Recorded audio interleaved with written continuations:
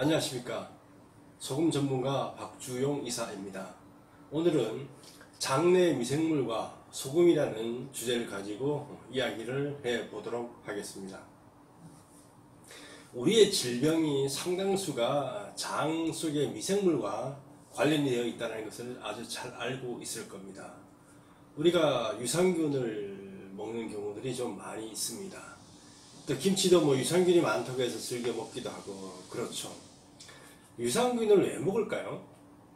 유산균 자체가 영양이 많아서 먹는 것은 아닙니다. 유산균이 몸속에 들어가서 좋은 역할을 해주기를 바라기 때문에 먹는 것이죠. 동물 중에 소가 있고 사자가 있습니다. 사자는 고기를 먹고 소는 풀을 뜯어 먹고 살죠.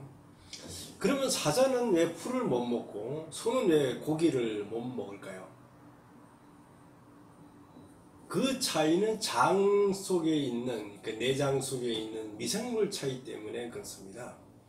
소의 내장 속에는 풀을 소화하거나 분해할 수 있는 미생물이 없는 것이고, 그 사자의 미생물 속에는 풀을 할 수 없고, 소에게는 고기를 소화할 수 있는 미생물이 없기 때문에 그렇습니다. 사람 같은 경우는 그 야채라든가 곡식이라든가 고기를 분해하거나 이렇게 할 수 있는 미생물들이 있죠. 하지만 일반 풀들 같은 경우는 먹어도 소화가 잘 되지를 않습니다. 그 셀룰로스라고 부르는 것들 자체를 분해할 수 있는 미생물이 우리 내장 속에 있지 않기 때문에 그렇습니다. 쉽게 말하면 우리 내장 속에 미생물이 어떤 것들이 있느냐에 따라서 우리가 뭘 먹을 수가 있고 뭘 소화시킬 수가 있고 건강할 수도 있고 아닐 수도 있게 됩니다. 근데 요즘 우리 내장 속에 있는 미생물은 우리가 대변을 나갈 때 보면은 대변에 물을 빼면 한 40% 정도가 미생물의 시체라고 알려지고 있습니다. 우리 내장 속에는 엄청나게 많은 미생물, 몇 조 마리의 미생물들이 활동을 해서 우리가 먹은 음식을 분해해 가지고 우리가 살아갈 수 있도록 영양물질들을 흡수할 수 있도록 해주고 영양물질을 새롭게 만들어내기도 합니다. 그래서 우리 내장 속에 미생물들이 유익한 게 있느냐? 그렇지 않아요. 유독한 것들이 많이 있다서 우리 건강이 많이 달라집니다.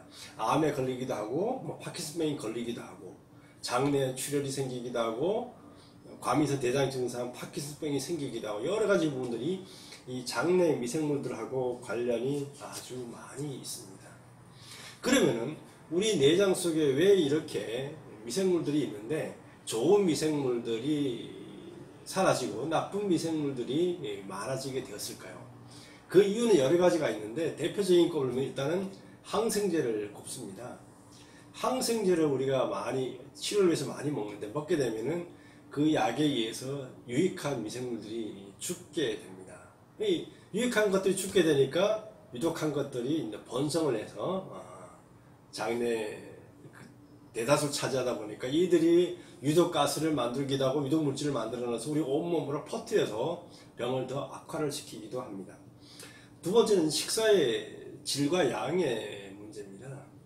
이 유익한 미생물들이 먹고 살 수 있도록 먹고 살고 분해해서 좋은 물질을 만들어낼 수 있도록 그런 물질들이 우리 그 장까지 도달을 해야 되는데 지나치게 편식을 한다든가 이상한 걸 많이 먹는다든가 술을 많이 먹는다든가 이렇게 어렵게 되면은 이 장내 미생물들이 먹이가 될 만한 것들이 그게 도달을 안 하게 되면 얘들이 살 수가 없습니다. 그러면 이제 유익한 애들이 활개를 치고 번성하게 되면서 유독한 물질들 만들어내서 장을 상하게 하고 우리 온몸에다 독성 물질을 전파를 시키게 되어버립니다. 그래서 문제가 생기죠. 또 하나는 소금입니다. 이 소금 성분이 부족하게 되면 이 유익한 균들이 잘 살기가 어렵습니다. 우리가 유산균 하면 김치를 올립니다. 김치는 소금물이죠. 김치 국물은 소금물입니다. 소금을 가지고 만들어졌죠. 그러다 보니까 어느 정도 염도가 있어야지만 이 유익한 균들이 잘 살아갈 수가 있습니다. 그런데 우리가 소금을 적게 먹게 되면은 위장과 조림 과정에서 앞에서 소금들이 다 흡수가 되어버리고 대장까지 소금물이 전달이 적게 되게 됩니다. 그러면은 이 장내 유익 미생물들이 살아갈 수 있는 환경이 없어지게 돼서 유독한 애들이 번성을 하게 됩니다. 유독한 균들은 소금을 싫어합니다. 그러다 보니까 이들이 소금이 부족한 상황에서는 번식을 하게 됩니다.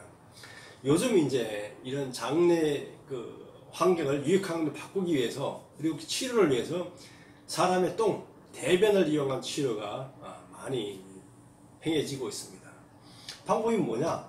건강한 사람의 대변을 채취를 해서 여기다가 생리식염수, 그러니까 소금물이죠. 소금물을 넣어서 믹서기에다 갈아가지고 쉽게 말하면 균들이 있는 소금물을 만들어서 대장에다가 주입을 하게 하거나, 아주 튼튼한 캡슐을 만들어 캡슐 속에다 얘들을 집어넣어서 대장까지 전달될 수 있도록 하는 방법을 사용하고 있습니다. 여기서 알 수 있는 건 뭐냐? 유익한 균들이 살기 위해서는 반드시 소금물이 있어야 된다는 것을 알 수가 있습니다. 그래서 우리 대장까지, 균들이 살고 있는 곳까지 소금물이 전달될 수 있도록 적정한 소금을 섭취하는 것이 매우 중요합니다. 그런 환경이 될 때 유익한 미생물들이 살 수가 있습니다. 우리가 된장이나 간장이나 고추장을 담글 때 소금의 농도를 저염이 좋다는 식으로 말을 듣고 소금의 농도를 줄여버리게 되면 바로 부패가 일어나서 다 썩어버려서 못 쓰게 됩니다. 그래서 된장에 필요한 염도가 있고 간장에는 간장에 필요한 염도가 있는 것처럼 우리 대장에도 이 유익한 미생물이 살아갈 수 있는 염도가 필요합니다. 그래서 적정한 소금물 농도를 유지해주지 않으면 장내 미생물들이 살아갈 수가 없게 됩니다. 적정한 소금의 섭취가 아주 중요하죠. 그리고 이 장내 미생물 역시 생물입니다. 이 생물이 잘 번성하기 위해서는 기본적으로 미네랄들이 필요하게 됩니다. 소금 플러스 미네랄이 제대로 들어있는 소금을 우리가 적정량을 섭취를 하게 되면 대장까지 소금물이 전달돼서 유익균들이 거기서 번성할 수가 있고, 그러면 이 유익균들이 우리가 먹은 것들을 가지고 잘 분해해서 흡수시켜주고 유용한 물질들을 많이 만들어내서 온몸에다가 골고루 전파를 시켜주게 됩니다. 그럼 우리가 건강해지고 질병이 치료가 될 수가 있습니다. 유익균들은 소금을 좋아하지만 유해균들은 소금을 싫어합니다. 소금이 없는 상황을 그들은 좋아한다는 거예요. 이게 부패가 일어나는 거 보면 소금이 없는 상황에서 일어나는 것을 보면 잘 알 수가 있습니다. 그래서 우리 현재 유행하고 있는 대변을 이용한 치료, 이런 걸 받기 이전에 우리가 미리미리 적당량의 소금물을 섭취를 하게 되면 우리 장내 미생물들이 활성화돼서 보다 건강한 삶을 누릴 수가 있고 아픈 것들이 치료가 되는 기적이 일어날 수가 있습니다. 좋은 소금을 골라 먹는 일, 그것은 우리 건강을 위한 거고 장내 미생물을 위한 것일 수가 있습니다. 오늘부터라도 소금에 대해서 다르게 생각하고 소금에 대해서 정확한 이해를 통해서 건강한 생활을 이루어 나가시길 바랍니다. 감사합니다.